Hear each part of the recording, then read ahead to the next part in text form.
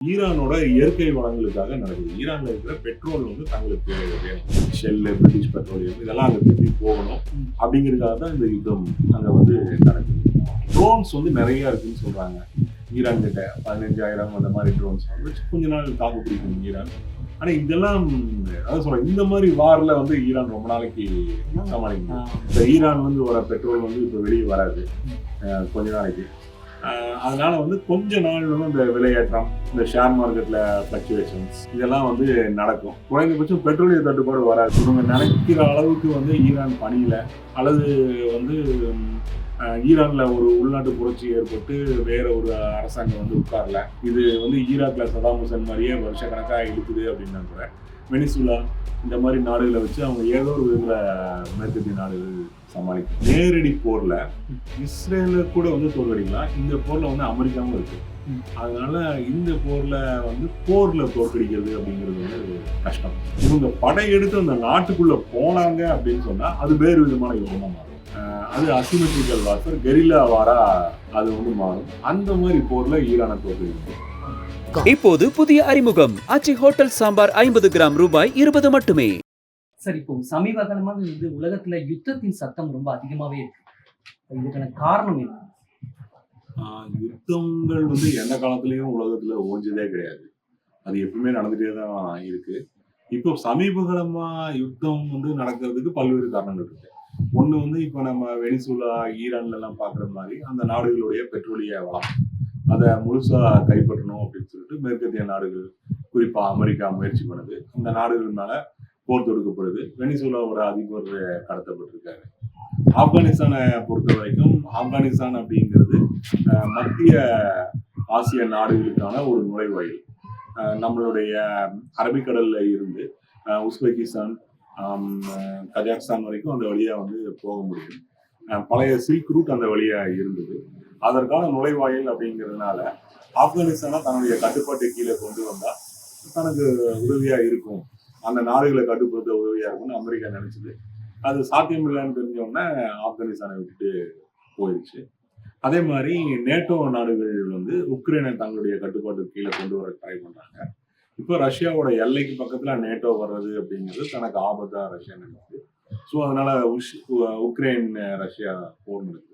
So போர்கள் நடக்கிறதுக்கு முக்கியமான காரணம் நாடுகளுடைய இயற்கை வளங்கள் முக்கியமானது. வலிமையான நாடுகள் வந்து பலவீனமான நாடுகளோட இயற்கை வளங்களை கைப்பற்ற முயற்சி பண்ணுது.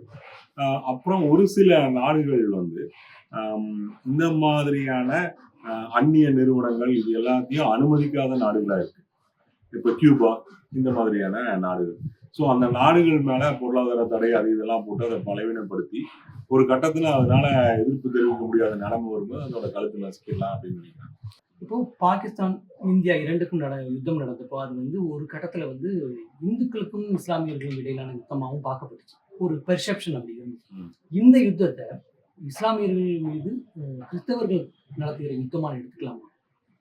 இல்ல அப்படி இது ஒரு மத ரீதியான யுத்தமே கிடையாது. அந்த மாதிரி ஈரான்ல இருக்கிற அரசு ஒரு ஷியா மத குருமார்களுடைய அரசுங்கிறதுனாலேயே அதை வந்து எல்லா இஸ்லாமியர்களுக்கும் ரெப்ரசன்டேட்டிவ், அது மேல தாக்குதல் நடத்துற அமெரிக்காவும் இஸ்ரேலும் வந்து யூதர்களுக்கும் கிறிஸ்துவர்களுக்குமான ரெப்ரசன்டேட்டிவ்ஸ் அப்படின்னு சொல்லி எல்லாம் பார்க்கவே முடியாது. அது வந்து ஈரானோட இயற்கை வளங்களுக்காக நடக்குது. ஈரான்ல இருக்கிற பெட்ரோல் வந்து தங்களுக்கு வேணும். ஈரான்ல இஸ்லாமிய புரட்சி நடந்த பின்னாடி அங்க இருந்த வெளிநாட்டு எண்ணெய் நிறுவனங்கள், பிரிட்டிஷ் பெட்ரோலியம், ஷெல்லு இவங்க எல்லாத்தோட சொத்துக்களையும் ஈரானிய அரசு வந்து தேசிய உடைமையாக்கிடுச்சு. இப்ப இன்னைக்கு வரைக்கும் முழுசா அவங்க அங்க போய் வணிகம் பண்ண முடியாத ஒரு நிலைமை இருக்கு. அந்த நாட்டோட இயற்கை வளங்கள் ஈரானுக்கு சொந்தமானதாவே தான் இருக்கு. அது எல்லாத்தையும் வந்து கைப்பற்றணும். இந்த அந்நிய கார்பரேட் நிறுவனங்கள் இருக்கிற மேக்டொனால்டு, லேவிஸ், ஷெல்லு, பிரிட்டிஷ் பெட்ரோலியம் இதெல்லாம் அங்க திருப்பி போகணும் அப்படிங்கிறதுக்காக தான் இந்த யுத்தம் அங்க வந்து நடக்குது. நீண்ட காலம் ஒரு போருக்கு வந்து ஈரான் தயாராகிற மாதிரி தெரியுது. இது அமெரிக்காவுக்கு நிரந்தரமான நிம்மதியின்மையை கொடுக்கும். நீண்ட கால போர் நடத்த முடியாதுங்க. ஏன்னா அதனுடைய பேலிஸ்டிக் மிசைல்ஸ் 2000க்கு குறைவா தான் இருக்கு அப்படின்னு சொல்லி சொல்றாங்க. இப்பவே அது வந்து நிறைய 1000 மிசைல்ஸ் கிட்ட அது ஏறிடுச்சு. நீங்க செஞ்சீங்கன்னா கூட இவங்க வந்து தொடர்ச்சியா அந்த மிசைல் உற்பத்தி பண்ற ஃபேக்டரிஸ், அதை ஏவுற தளங்கள் அதுக்கு பொறுப்பா இருக்கிற அதிகாரிகள் இவங்க வந்து தாக்கிட்டே இருக்காங்க. அதனால வந்து இப்போ ஒரு 1000 2000 அட்டாக் வந்து நடந்துருச்சு ஒரு 2-3 நாள்ல. அதனால தொடர்ந்து அதை ஏவுறது அப்படிங்கிறது ட்ரோன்ஸ் வந்து நிறைய இருக்குன்னு சொல்றாங்க. ஈரான் கிட்ட 15,000 அந்த மாதிரி ட்ரோன்ஸ் வச்சு கொஞ்ச நாள் தாக்கு பிடிக்கும் ஈரான். ஆனா இதெல்லாம் அதான் சொல்றேன், இந்த மாதிரி வார்ல வந்து ஈரான் ரொம்ப நாளைக்கு என்னோட கேள்வி என்னன்னா, சமாளிக்க முடியும். இந்த ஸ்ட்ரெச்சில் இல்லைனாலும் வெயிட் பண்ணி உங்க தொடர்ந்து அப்பப்போ அடிச்சிட்டு இருக்கிறதுக்கு வாய்ப்பு இருக்குதா? அது வந்து ஒரு ஆமா, அது வந்து ஈராக்ல அப்படி நடந்தது. என்ன அப்படின்னு சொன்னா, ஃபர்ஸ்ட் ஒரு பெரிய அட்டாக் நடத்தி ஈராக்கோட இன்ஃப்ராஸ்ட்ரக்சர் மொத்தத்தையும் நொறுக்கிட்டாங்க. அதுக்கப்புறம் வந்து ஏறக்குறைய ஒரு 7, 8, 10 வருஷமே ஈராக் மேல தொடர்ந்து பொருளாதார தடைகள் போட்டாங்க. நம்ம எல்லாருக்கும் தெரியும் 5 லட்சம் குழந்தைகள் கிட்ட செத்துச்சு அப்படின்னு சொல்லிட்டு. மருந்துகள் அங்க போக முடியல. ஈராக் வந்து நினைச்சது எல்லாம் வெளியே ட்ரேடு பண்ண முடியல. வெளிநாட்டு ஆயுதங்கள் எதுவும் அங்க போக முடியல. இந்த மாதிரி ஒரு கொஞ்சம் குறிப்பிட்ட கட்டத்துல ஈராக் வந்து ஏறக்குறைய ஒரு வெற்றிடம் ஆயிடுச்சு. அப்ப அட்டாக் நடக்குது. அந்த மாதிரி வந்து ஈரானை ஆக்கறதுக்கு இவங்க ட்ரை பண்றாங்க. இந்த யுத்த சூழ்நிலையில வந்து நம்ம நாடு எடுத்துக்கூடிய முடிவு வந்து பொசிஷன் சரியானது என்ன எடுத்திருக்காங்க? இல்லைங்க, நம்ம நாடு வந்து இஸ்ரேல் கூட நெருக்கமா இருக்கிற மாதிரி எல்லா விதமான இதையும் சிக்னல்ஸையும் வந்து கொடுக்குது. ஸோ இப்போ கொஞ்ச நாளைக்கு முன்னாடி வரைக்கும் தானே நம்மளை மிரட்டிட்டு இருந்தாங்க. உனக்கு அப்படி வரி போடுவேன் இப்படி வரி போடுவேன் அப்படின்னு சொல்றான். அப்புறம் நம்ம மக்களை வந்து இஸ்ரேல்ல இருக்கிறவங்க வந்து திட்டுற மாதிரி கிண்டல் பண்ற மாதிரி வீடியோஸ் எல்லாம் வருது. நீ எதுக்கு இங்க வந்த அப்படின்னு சொல்லி கேட்குற மாதிரி எல்லாம். ஸோ நம்ம மேல அவங்களுக்கு பெரிய ரிகார்டு எல்லாம் இல்லை. நம்மளுக்கு அவங்களால பெரிய லாபமும் இல்லை. இந்தியாவில் இருக்கிற உயர்மட்ட ஆட்கள் அமெரிக்காவுக்கு போறாங்க வர்றாங்க, அங்க இருக்காங்க, படிக்கிறாங்க. மற்றபடி நம்ம மக்களுக்கு அந்த நாடுனால தொல்லைதான். இப்ப பாத்தீங்கன்னா நம்ம மேல வந்து இந்த சூயஸை திணிச்சிருக்கானுங்கல்ல, அமெரிக்கா, பிரான்ஸ், ஐரோப்பிய யூனியன் இதெல்லாம் சேர்ந்தானே நம்ம ஊர்ல நம்மளே உருவாக்குன ஒரு வாட்டர் டிஸ்ட்ரிபியூஷன் சிஸ்டம் இங்க இருந்துச்சு. நம்ம பண்ணோம். ஜிடி நாயுடு எல்லாத்தோட பங்களிப்பும் இருக்கு. இன்னைக்கு அது இல்லை. சூயஸ்ன்னு சொல்லி ஒரு பிரெஞ்சு கம்பெனி வருது. அது வந்து பண்ணுது. கிடைக்கிற லாபத்தை அது எடுத்துட்டு போகுது. சூயஸ் கம்பெனிக்கும் இந்த சிறுவாணி வாட்டருக்கும் இந்த கோவை மக்களுக்கு என்ன சம்மந்தம்? இதெல்லாம் தான் இந்த அமெரிக்கா, இந்த பிரான்ஸ், ஜெர்மனி இவங்கெல்லாம் வந்தா வர்ற நம்மளோட இண்டிஜினியஸ் டெவலப்மெண்ட்டை இவங்க வந்து தகர்த்துருவாங்க. இப்ப நம்ம வந்து என்ன பண்ணிருக்கணும் அப்படின்னு சொன்னா, நம்ம வந்து ஒரு நாட்டுடைய தலைவரை வந்து இந்த மாதிரி கொள்றதெல்லாம் அமெரிக்காவுக்கு அதிகாரம் கிடையாது. இதை வந்து நாங்க எதிர்க்கிறோம், கண்டிக்கிறோம்னு ஒரு பேரளவுலையாவது சொல்லிடுவோம். அது சொல்லாம இருக்கிறது வந்து ரொம்ப பெரிய. இப்போ வந்து யுத்தங்கள்ல வந்து மிக நவீனமான யுத்த கருவிகள் வந்து பயன்படுத்துறாங்க, ஆயுதங்கள் பயன்படுத்துறாங்க. இது வந்து அறிவியலுடைய சாதனையில் எடுத்துக்கலாமா, இல்ல வந்து மறுபடியும் நம்ம கற்காலத்தை நோக்கி போறோம்னு? அப்படியெல்லாம் போக மாட்டோம். அறிவியலோட சாதனை தான். ஒவ்வொரு கட்டத்திலையும் போர் கருவிகள்ல தான் முக்கியமான அறிவியல் கண்டுபிடிப்புகள் எதிரொலிக்கும். அதுல இருந்துதான் அவனுடைய முன்னேற்றங்கள் வரும். அப்படிதான் இப்பவும் நடக்குது. நம்ம ஊர்ல முதல்ல எடுத்துட்டோம் அப்படின்னு சொன்னா, இந்த கடையேழு வள்ளல்களுக்கு எதிராக சேர சோழ பாண்டிய மன்னர்கள் நடத்தின தாக்குதல் எல்லாம் இருக்கு இல்லையா? அதுல நீங்க பாத்தீங்க அப்படின்னு சொன்னா, மலைகள்ல வாழ்ந்த மக்கள் தான் அந்த வள்ளல்கள் பின்னாடி இருந்தாங்க. அந்த பாரி, அதியமான் இவங்க பின்னாடி. அவங்களுடைய ஆயுதங்கள் ரொம்பவும் பலவீனமானது. இந்த மானு, முயல் இதை வந்து வேட்டையாடுற வில் அம்புகள், அப்புறம் ரொம்ப பலவீனமான அடிச்சா உடஞ்சிடுற வால் மாதிரியான கருவிகள், இதுதான் அவங்க வச்சிருந்தாங்க. ஆனா சமவெளியிலிருந்து வந்த மன்னர்கள் வந்து 6 அடி உயர வில், தரையில இருந்து 6 அடி உயரம் இருக்கும். அதுல வந்து ஒரு அம்பு விட்டாங்க அப்படின்னா இங்க பட்டுச்சுன்னா பின்னாடி பொத்துட்டு வந்துடும். அந்த அளவுக்கு பவர்ஃபுல்லான அம்புகள். அப்புறம் குதிரைப்படை, யானைப்படை இது எல்லாத்தையும் வச்சுதான் மலைகள்ல வாழ்ந்த ட்ரைப்ஸை வந்து அடக்கி ஒடுக்குறாங்க. அந்த மாதிரி ஒவ்வொரு கட்டங்கள்லையும் இப்போ இந்தியா மேல இவரெல்லாம் அலாவுதீன் கில்ஜி சவுத் இந்தியாவுக்கெல்லாம் வரும்போது அவர் வந்து மிகப்பெரிய கேட்டப்ளூட்னு சொல்றோம் இல்லையா, கேட்பில், அதுல வந்து பெரிய பெரிய கற்களை வீசுற ஆயுதங்களோட இங்க வர்றாரு. அதுக்கப்புறம் பாபர் வந்து பீரங்கி இதெல்லாம் எடுத்துட்டு வர்றாரு. அப்புறம் பிரிட்டிஷர்ஸ் அவங்க பல்வேறு விதமான துப்பாக்கிகள், ரொம்ப மாடர்னைஸ்டு சென்ட்ரலைஸ்டு ஆர்மி, இந்த மாதிரியான சிஸ்டத்தை எல்லாம் கொண்டு வராங்க. இப்போ வந்து இப்ப இருக்கிற விஞ்ஞான வளர்ச்சிக்கு தகுந்த மாதிரியான பேலிஸ்டிக் மிசைல்ஸ், அப்புறம் ரொம்பவும் அதிநவீனமான F-35 விமானங்கள் இதெல்லாம் இப்போ வந்திருக்கு. இது மேலும் வளரும். சரி, உலக பொருளாதாரத்துல இந்த சூழ்நிலை என்ன மாதிரியான விளைவுகள் உருவாக்கும்? கொஞ்ச நாளைக்கு வந்து ஒரு பெரிய பிரச்சனை ஏற்படுத்தும். ஏன்னா ஹோர்முஸ் அந்த ஜலசந்தி அது வந்து இப்போ க்ளோஸ் ஆயிருக்கு. இப்போ ஈரான்ல இருந்து வர பெட்ரோல் வந்து இப்போ வெளியே வராது கொஞ்ச நாளைக்கு. அதனால வந்து கொஞ்ச நாள் வந்து அந்த விலையேற்றம் இந்த ஷேர் மார்க்கெட்ல ஃபிளக்சுவேஷன்ஸ் இதெல்லாம் வந்து நடக்கும். ம். ஆனா ஏதோ ஒரு கட்டத்துல இது வந்து தாண்டி போயிடும். குறைந்தபட்சம் பெட்ரோலிய தட்டுப்பாடு வராது. ஏன்னா வெனிசுலாவோட ஆயில் வந்து இனி அமெரிக்கா தான் அங்க உள்ள போயிருச்சுல்ல. ம். இனி வெள்ளம் போல எல்லா பகுதிகளுக்கும் அது வரப்போகுது. இதை வந்து ஓவர் கம் பண்ணிடுவாங்க. சார், இப்ப எதிர்காலத்துல வந்து வரலாறு பவர்ஃபுல்லா இருக்கிறதுக்காக யுத்தங்கள் தேவைதான்.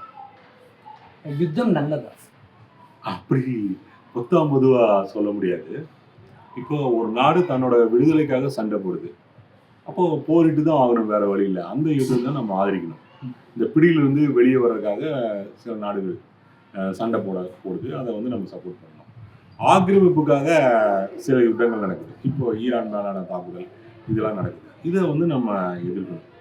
அதனால எதற்காக யுத்தம் நடக்குது அப்படிங்கிறத அடிப்படையா வச்சு அதுல இருந்து நம்ம அதை ஆதரிக்கிறதா எதிர்க்கிறதா, அது நல்லதா கெட்டதா அப்படின்னு சொல்லி நம்ம முடிவு பண்ணலாம். இப்போ காசால இருக்கிற மக்கள் ஹமாஸ் வந்து இஸ்ரேல் மேல தாக்குதல் நடத்தினாங்க. அது வந்து முழுக்க முழுக்க சரியானது. ஏன்னா ஒரு பகுதி மொத்தமும் 30 லட்சம் பேரை சுத்தியும் காம்பவுண்ட் சுவர் எழுப்பி ஜெயிலில் வச்ச மாதிரி வச்சிருக்கும் போது மக்கள் உடைச்சிட்டு தங்களோட விடுதலையை நிலைநாட்ட முயற்சி பண்ணதான் செய்வாங்க.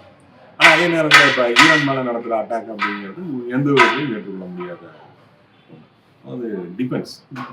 சார், இப்ப அலி கமேனியோடைய படுகொலை வந்து இந்தியாவில் குறிப்பாக தமிழகத்தில் வந்து பெரிய அனுதாபாலை உருவாக்குது. இது வந்து இதுக்கு பின்னாடி ஏதோ அரசியல் இருக்குதா, இல்லை இயல்பான ஒரு இரங்கல் தான்? இல்லை, நேச்சுரலி அது அப்படிதான். என்னன்னா அதற்கு முன்னாடி ஒரு 3 வருஷமா காசால பயங்கரமான படுகொலை நடந்துட்டு இருக்கு. ஸோ அங்கே இருக்கவங்களாம் அது ஒரு அனுதாபத்தோட இது எப்போ முடியும் பாவம் அப்படின்னு ஒரு வேதனையோட பார்த்துட்டு இருந்த ஒன்றா தான் இருக்கு. இன்னும் கூட முழுசாலாம் முடியல காஷா மேலான இஸ்ரேலோட அட்டாக்கு. ஸோ அதனுடைய முத்தாய்ப்பா ஒரு நாட்டுடைய தலைவர், அப்புறம் அது ஒரு மதகுருவும் கூட. அப்படிப்பட்ட ஒருவர் கொல்லப்படும் போது அது வந்து ஒரு அதிர்ச்சியை ஏற்படுத்துறதும் ஒரு அனுதாபத்தை ஏற்படுத்துறதும் உண்மை தானே. அப்புறம் இது தொடர்ச்சியாக நடந்துட்டு இருக்கு. சதாம் ஹுசேன், கடாஃபி, இப்போ சமீபத்தில் சிரியாவோட ஆசாத், அந்த மாதிரிலாம் செய்யும்போது அமெரிக்கா செய்கிறது ஒரு அநீதி. அவர் வந்து தன்னோட நாட்டுக்காக நின்று மரணம் அடைந்தார் அப்படின்னு மக்கள் நினைக்கிறாங்க. இது ரொம்ப இயற்கையான ஒன்று. எண்ணெய் வர்த்தகத்தில் வந்து இந்த யுத்தம் என்ன மாதிரியான விளைவுகள்? எண்ணெய் வர்த்தகத்தில் வந்து இப்போ வந்து இந்த போர் தொடருதுன்னு வச்சுக்கோங்களேன். இவங்க நினைக்கிற அளவுக்கு வந்து ஈரான் பணியில, அல்லது வந்து ஈரானில் ஒரு உள்நாட்டு புரட்சி ஏற்பட்டு வேற ஒரு அரசாங்கம் வந்து உட்காரல. இது வந்து ஈராக்கில் சதாம் ஹுசேன் மாதிரியே வருஷக்கணக்காக இருக்குது அப்படின்னா கூட வெனிசுலா இந்த மாதிரி நாடுகளை வச்சு அவங்க ஏதோ ஒரு விதத்தில் மேற்கத்திய நாடுகள் சமாளிக்கும். அதனால் ஈராக் இருக்குது, சிரியா இருக்குது, சவுதி அரேபியா இருக்குது, சமாளிப்பாங்கன்னு தான் வந்து நினைக்கிறேன். ரொம்ப பெரிய பாதிப்பு. இந்த குறுகிய காலத்தில் எதுவுமே கிடைக்காம கப்பல்கள் வந்து நினைச்ச மாதிரி போகாமல் வராமல் இருக்கிற இந்த டயத்தில் ஏற்படுற பாதிப்பை தவிர நீண்ட கால அடிப்படையில் ரொம்ப பெரிய பாதிப்பு ஏற்படுறதுக்கு வாய்ப்பு இல்லை. இந்தியாவுக்கும் அதே நிலைமை. ஏன்னா இந்தியாவில் எரிபொருள் தட்டுப்பாடு வரும், விலை அதிகமாகிடுங்களா, ஒரு பரவாயில்ல, அது கொஞ்சம் ஆகும். ஆனால் அப்படியெல்லாம் ரொம்பலாம் ஒன்றும் ஆயிடும், ஒன்றும் அந்த மாதிரிலாம்.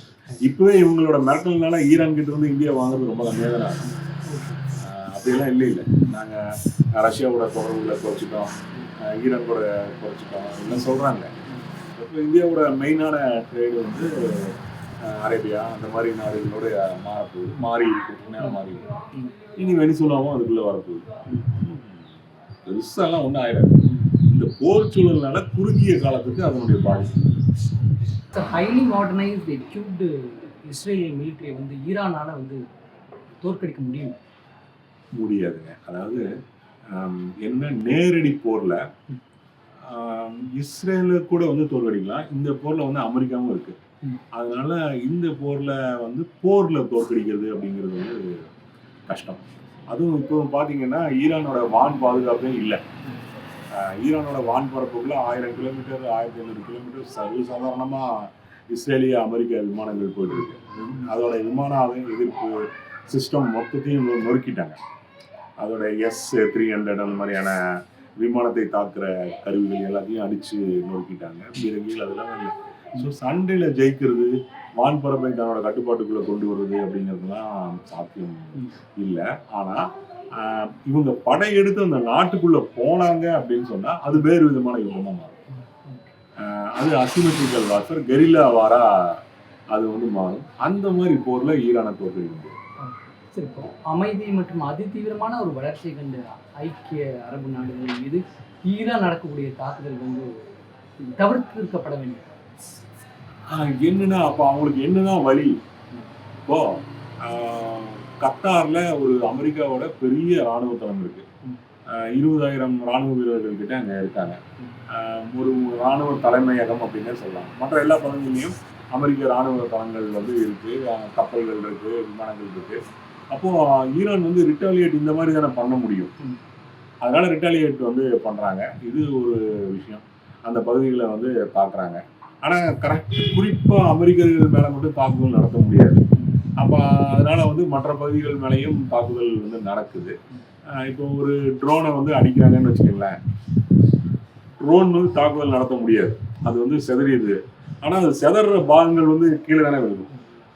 இந்த மாதிரி பிரச்சனைகளும் வந்து வருது. இது ஒரு காரணம். அமெரிக்க ராணுவ தளங்களை தாக்குறாங்க அப்படிங்கிறது ஒரு விஷயம்.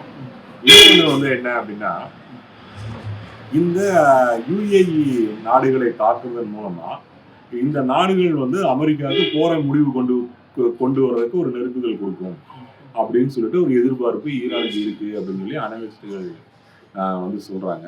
அப்படி ஏதாவது இருந்துச்சுன்னா நாங்க இனிமேல் அதை செய்ய மாட்டோம் அப்படின்னு சொல்லிட்டு ஓமான் இதெல்லாம் சொல்லி. சரிங்க சார், நன்றி. சரி.